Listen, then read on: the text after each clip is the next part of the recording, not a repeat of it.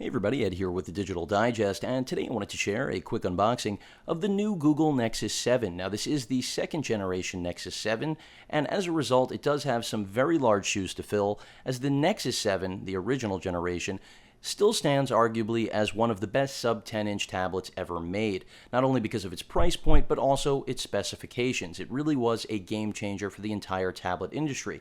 Now, the new Nexus 7 doesn't represent that exact sort of game change because, well, frankly, now we're accustomed to being able to get very good hardware at a very palatable price. So it's not going to shock you or blow you away. It pretty much has the same specifications as the Nexus 4 currently does, very similar. And as a result, some of you aren't going to be blown away. But the fact of the matter still remains, this is a budget tablet. We'll be looking at the 32GB version, which is priced at $269.99. You can also pick it up in a 16GB variety for $229.99. So still very affordable, and I can assure you that you're not going to find these sort of specifications at a comparable price point, let alone made by Asus in partnership with Google with Jelly Bean 4.3 out of the box.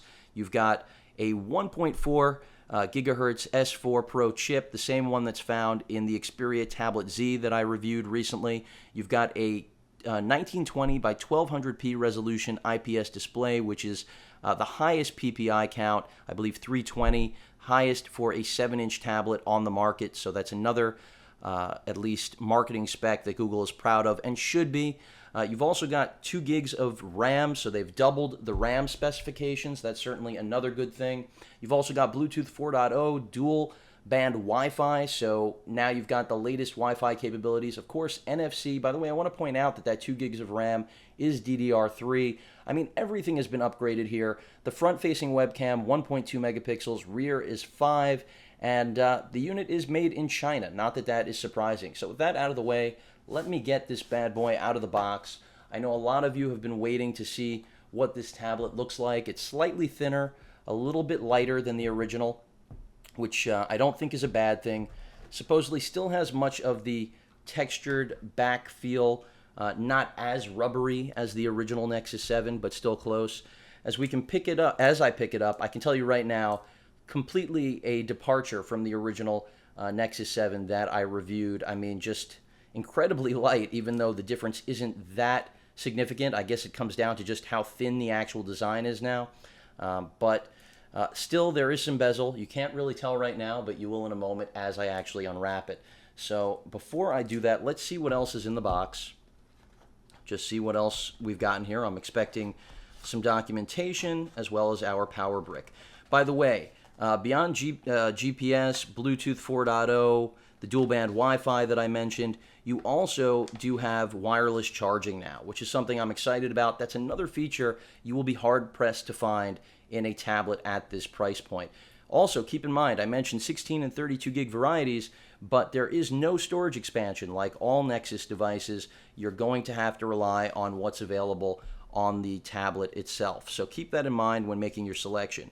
You've got a standard micro USB cable here for charging, so that's certainly a good thing, and the standard power brick in order to plug this into the wall. Not sure exactly how much slower or faster wireless charging is going to be. I do expect that it will be slower though.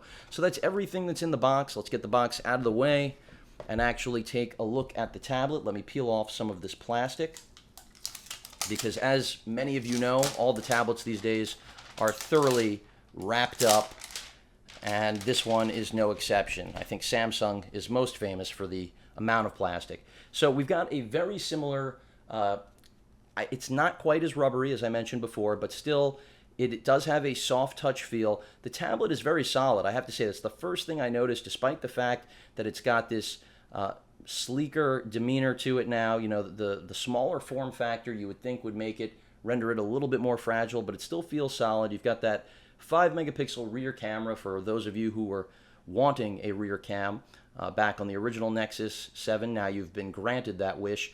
Your power button, volume rocker, I believe that's a reset pinhole right there. On the bottom of the tablet, you can see we've got our micro USB charging port, which I think, let me get this out of the way since it's catching some focus there, but the micro USB charging port is right there. It's flanked by stereo speakers. I'm trying to get them into focus for you guys, but it's just not resolving. The stereo speakers are blended into the back panel, so they are tough to resolve, at least for the camera at this point. Then on the other side of the tablet, there is absolutely nothing. So an entirely clean left side. And then at the top, in the upper left corner there, you can see we've got the 3.5mm headphone jack.